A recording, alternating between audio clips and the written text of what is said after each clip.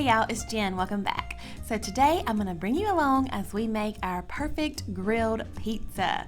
We have been perfecting our recipe over the last couple months. I think we got it just right. So today we're gonna share it with y'all so you can make your own grilled pizza at home.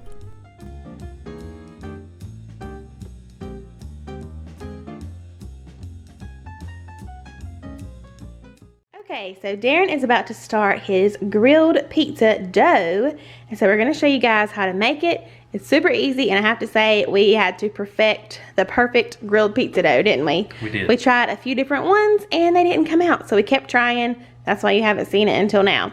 So anyways, here's the ingredients that he uses. Flour. 3.5 cups of flour. 3.5 cups of flour.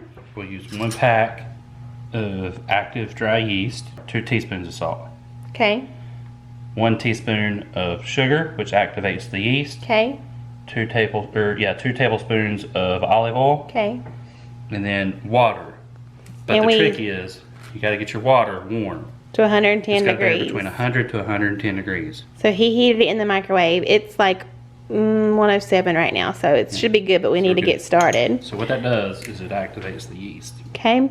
Do you put everything in the mixing bowl together, or? Yeah, I will actually put all my dry ingredients in first. Okay. And it's okay to mix it all. Some people will go through and do the yeast first. They'll put every like a cup in at a time and all their liquid stuff. But if you put all your yeast and all your dry stuff in there and mix it together, it mixes really well. Okay, so you just have your flour and your yeast in there. Now I'm throwing the salt and the rest of the dry ingredients. And of course, anytime we share a recipe, it will be down below in the description box, so you guys can try it out if you want to. So now you got to be careful with this one. I learned this the hard way last time. You really blew it out everywhere, didn't you? Yeah, you got to put on 1. I was not in here when he did this before. He did this totally himself. He has like really been cooking everything lately, and I have been loving it. Yes. Give you a break every once in a while. Yes. So he is a really good cook. He did all this, came up with it. All I did was eat it. So we're gonna mix the dry ingredients for 60 seconds. All right, hot water, warm water going in. 107 degree water going in. And I replaced the mix and paddle thing with the dough hook. With a dough hook. If you don't have a dough hook, you can use a hand mixer. It'll be fine, or just your hand. But he's being all fancy. Olive oil in. So mix it until a dough ball forms. And you can add additional water if you need to. Okay. Or you can add, if it's too like sticky, you can add a little bit more flour. But I recommend only doing like a tablespoon, maybe even a teaspoon at a time. Okay.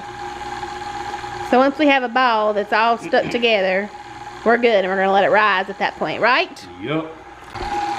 So we're gonna add just a tiny bit of water. You can kind of see some little clumps down there in the bottom. Not quite wanting to combine, so he added probably a tablespoon of water. It's already starting to come together. Pull it out, you want it kind of sticky to the touch. What you're gonna do is you're gonna just knead it a little bit and just get a little bit of flour in it. Not much. By the way, as much as you're making right now is enough for 2 pizza crusts. It's enough for 2 14-inch pizzas. So basically 2 large pizzas. So what you do is you just basically fold it around and get into a ball. You'll see it start to tear a little bit, which that's okay. But once you do that, you just get it into a little ball. And we're going to set it down off of the flour for now. Now I got to get my spray. You want to line the bottom of it really good, and then you want to line the edge of it, okay? Okay. And then you just take it, flop it down in there, give it a chance to rise. And how long are we going to let it rise? Here's the trick. I'm going to let it sit there until we cook. So probably about 3 hours. Okay. Maybe. You can go at about 2. It says let it sit there for 1, but I recommend at least 2. Okay. But here's the trick. When you put your plastic wrap over top of it, it's going to stick to it. So you just put a little bit of... So when it rises up, it won't stick. Exactly. Okay. So you can see how the dough has risen. It's been about 3, maybe 4 hours. It's risen all the way to the top of this bowl. We could even put it in a bigger bowl, but we did this last time. It turned out great. So, like I said, this will make 2 pizzas, and we make ours on parchment paper, right? Yep. Roll it out.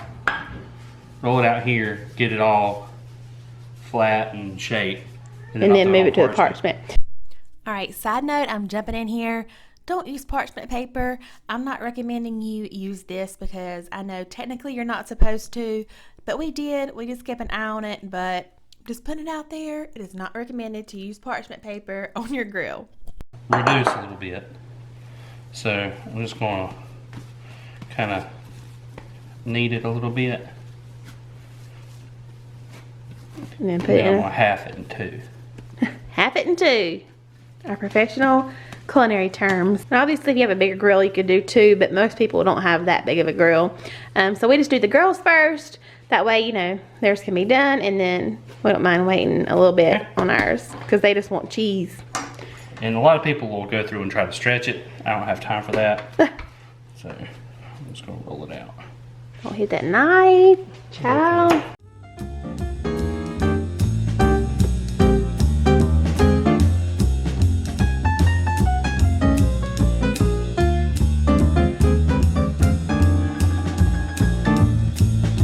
So fun fact, my first job was at a pizza restaurant when I was 16, and it was seriously the most fun job ever. Of course, we took orders, but we weren't like a super busy place, or maybe that's just how I remember it. But anyway, the best part was we would just make our own pizzas because of course we could, you know, eat there. And they had a TV in like our tiny little dining area, so we would just sit in there and watch TV and eat pizza, and it was great. I remember one customer, or maybe it was a couple, I made a veggie pizza, a thin crust veggie pizza, which was, you know, obviously very like almost cracker thin crust and all the veggies, like fresh tomatoes, everything. And these people told me that was the worst pizza they ever had in their entire life. So never fear, you can come a long way, or I have come a long way. Actually, I haven't, because Darren's making the pizza. I still don't really make pizza, so obviously you'll put whatever toppings you want on there at this point. But I had to share with y'all this sauce right here. This is not sponsored. Actually, this company reached out to me a while back, and I kind of wish I would have said yes, because we bought this and it is seriously amazing. Like, this is probably the best sauce I have ever tasted. I don't know if you say Rao's or Rao's, but we're just using the Rao's homemade marinara. They have all sorts of like pasta sauces and things like that. This is a pretty big jar. That's how much we used for 2 pizzas, but this jar is about $7.99, so it's relatively expensive for, you know, pizza sauce. But I'm telling y'all, it's worth it. It is so good. It tastes homemade. It doesn't have that sweet kind of like preservative taste that some sauces can have. It just tastes so fresh and so good. So I highly recommend it. I mean, you can tell it just looks fresh. Like, it just looks like cooked, you know, vegetables. And like I said, the girls just want cheese, so we just got great value mozzarella. It's perfectly fine. And then we'll show y'all what all we put on ours. So I just wanted to show y'all the ingredients. Literally Italian whole peeled tomatoes. It has the ingredients of the peeled tomatoes, salt, basil leaf, and then olive oil, onions, salt, garlic, basil, black pepper, and oregano. And that is it. And it is so good. Y'all gotta try this. He said keep the grill if you can between 400 and 500. And that's it. We'll just kind of keep an eye on it. And it'll take maybe 10-15 minutes. Just keep a check at it. And I'll turn it every once in a while too. Okay guys, so I went ahead and rolled out the second pizza crust, and went ahead and put the sauce on it, the cheese, put a little onion, and Jennifer loves Kalamata olives, so Jennifer gets what Jennifer wants. I think it's going to turn out real good. It smells real good. See you in a minute.